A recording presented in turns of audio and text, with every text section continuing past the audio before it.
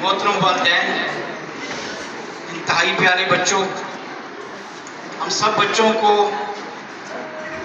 आज इस graduate ceremony में खुशामदीद कहते हैं और इनके लिए कांग्रेचुलेशंस हैं कि इन्होंने एक सेक्शन से दूसरी सेक्शन में जाना है। दूसरी सेक्शन में ले जाने के लिए हमने सेरेमनी रखी है ताकि बच्चे एक जोश और जज्बे के साथ अपनी सेक्शन को तब्दील करें। तो थोड़ी देर के लिए मेरी 2-4 मिनट की बातें होंगी, क्योंकि बात चीज़ें पेरेंट्स के इल्म में नहीं होती हैं। हमारे पास पेरेंट्स तक बात पहुंचाने का या तो सेरेमनी होती है या बच्चों के लिए असेंबली होती है, मॉर्निंग असेंबली, या फिर व्हाट्सएप ग्रुप होते हैं जिसमें हम अपनी बात पेरेंट्स तक, बच्चों तक पहुंचाते हैं। सबसे पहली बात, हमारे इस्लामियात कि कुरानिक एजुकेशन, कुरान की तालीम लाजमी करार दे दी गई। इससे पहले इस्लामियात में चंद सूरह मुबारका और चंद हदीस मुबारका होती थी और वही कुरानिक एजुकेशन कहलाती थी। अब ग्रेड 1 से लेकर 2nd ईयर तक प्राइमरी हिस्से में नाजरा है, बेहतरीन नाजरा, यानी जिस तरह कुरान पाक के पढ़ने का हक है उस तरह बच्चा उसको पढ़ सके। और 6th क्लास से लेकर 2nd ईयर तक फेम कुरान है कि बच्चा कुरान को समझ सके, उसका तर्जुमा कर सके। अब पहले स्टेप में नाजरा और तजवीद आता है, जो इसका दूसरा हिस्सा है उसमें तर्जुमा आता है। तर्जुमे के लिए ज़रूरी है कि बच्चा अरबिक लैंग्वेज के बुनियादी कवायद और ज़वाबित को जानता हो, क्योंकि इतने बड़े कुरान को, अल्फाज को, आयात के तर्जुमे को रटा लगाना मुश्किल काम है।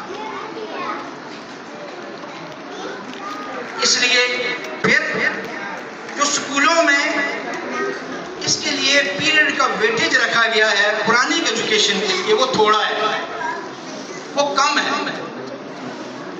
हमने तो चले अपनी स्कूल की सतह तक ये किया है कि हम मॉर्निंग असेंबली के 5 मिनट और वेडनेसडे को जो हमारा CCA का पीरियड होता है उसको हम कुरानिक एजुकेशन के लिए सर्व करेंगे। लेकिन इसके साथ वालिदैन ताउन करेंगे कि अपने बच्चों को बजाय मैथ, साइंस और इंग्लिश के ट्यूशन के एक अच्छे कारी के पास भेजेंगे जिसकी किरात अच्छी हो, जो फोनिक्स में जिस तरह किसी लफ्ज़ को, किसी हरूफ तजी को अदा करने का हक है वो उस तरह अदा करें। अगर आप किसी माहिर कारी के पास नहीं भेजेंगे, जिस तरह किसी लफ्ज़ को अदा करने का हक है वो उसको उस तरह अदा करने का तरीका बच्चे को नहीं सिखाएगा, उसकी प्रोनाउंसिएशन, उसका तलफ़्फ़ुज़ अगर शुरू में गलत हो गया तो उसको फिर ठीक करना हमारे बस की बात नहीं है। क्योंकि हमारी प्रोनाउंसिएशन गलत हुई है जिस जनरेशन में हम पढ़ रहे थे, तो आज तक हम उसको दुरुस्त करने की कोशिश कर रहे हैं। ना इंग्लिश की दुरुस्त हो रही है, ना उर्दू की दुरुस्त हो रही है और ना अरबिक की दुरुस्त हो रही है। क्योंकि हमारे वक्त में फोनिक सिस्टम नहीं था, हमें टीचर अल्फ़ाबेट ए से शुरू करता था, पढ़ाना शुरू कर देता था, ABC कहता था।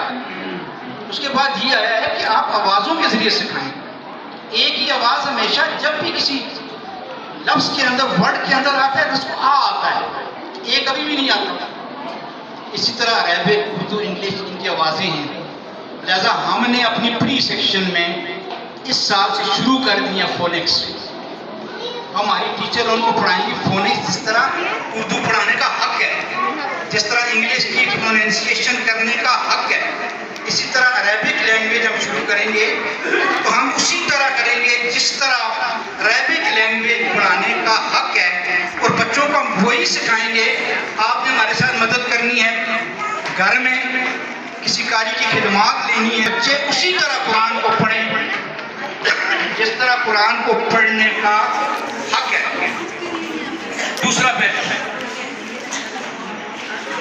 पहलू है क्रिएटिव एंड कंसेप्चुअल।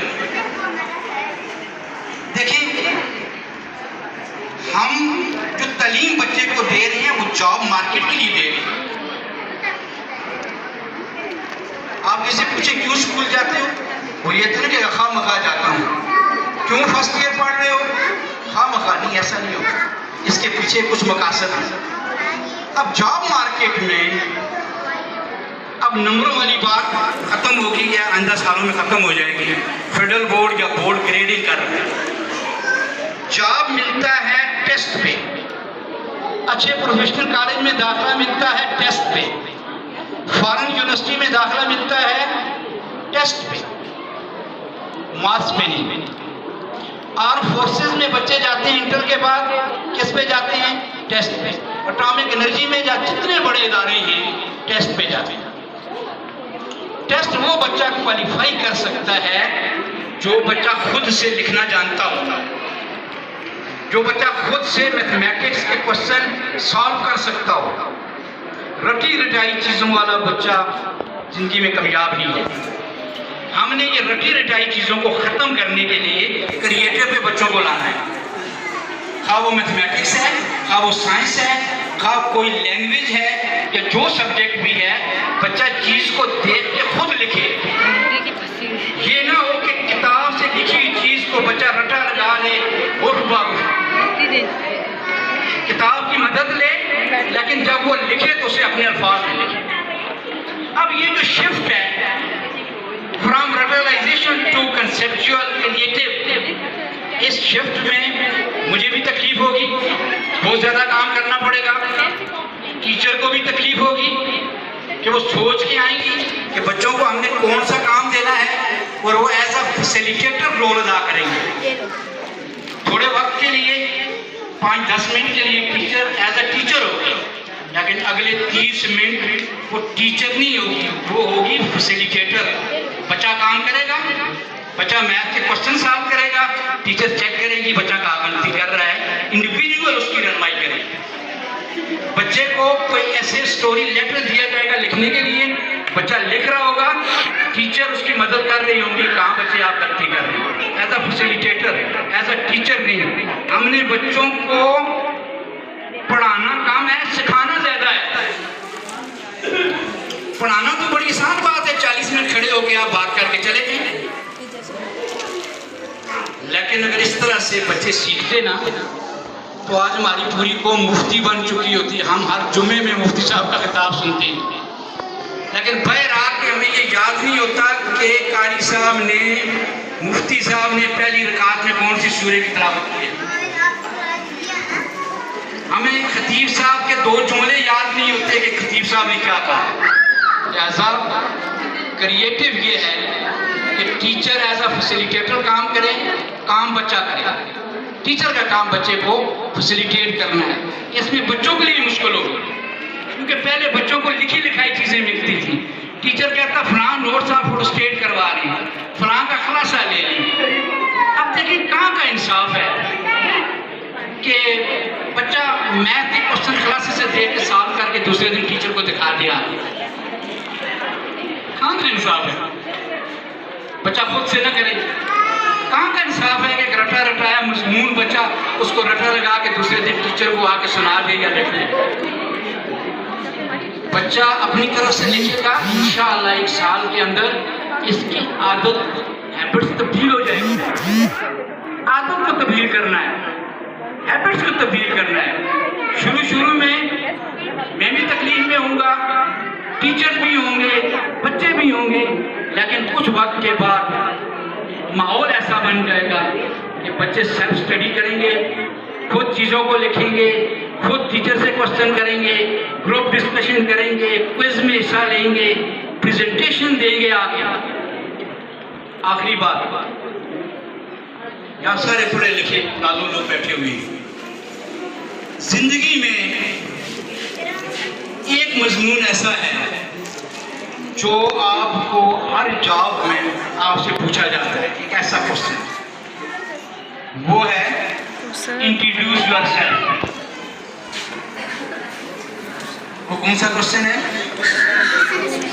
जब भी आप किसी के सामने जाके बैठेंगे इंटरव्यू देने के लिए, तो इंटरव्यू लेने वाला आपसे सबसे पहले क्वेश्चन पूछेगा, इंट्रोड्यूस योरसेल्फ।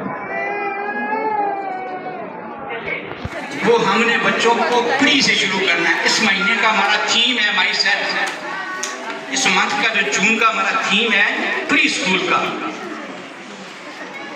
वो ग्रांड मदर स्टोरी टेलिंग भी है, लेकिन एक थीम ये भी है माई सेल्फ। चले छोटी क्लास है, प्री है, लिख नहीं सकेंगे माई सेल्फ इतने जुमले, लेकिन कम से कम बोल तो लेंगे बच्चे। 5-7 जुमले उर्दू और इंग्लिश में बच्चे बोलेंगे, हम उनकी वीडियो रिकॉर्ड करेंगे रिकॉर्ड के लिए। अब इस तरह जूनू बच्चा आगे बढ़ता जाएगा, उसमें बोलने की जो सलीयत है वो भी उसकी ग्रोथ के साथ बढ़ती रहेगी। लीड करवाएं, ये हमने बच्चों को शुरू से सिखाना है, बार बार सिखाना है कि आप कौन क्यों आए, आप स्कूल में क्यों आए, आपने मुस्तकबिल का क्या सोचा हुआ है। ये ऐसे क्वेश्चन हैं जो हमारे बच्चों को इंशाअल्लाह मोबिलाइज करेंगे। बातें बहुत ज़्यादा हैं, ये कुछ मैंने लिखी हुई थी, लेकिन अभी महसूस कर रहा हूँ कि वक्त कम है, इसीलिए मैं बच्चों से, पेरेंट्स से, सबसे इजाज़त लूँगा। वमा अलैना इल्लल बलागुल मुबीन।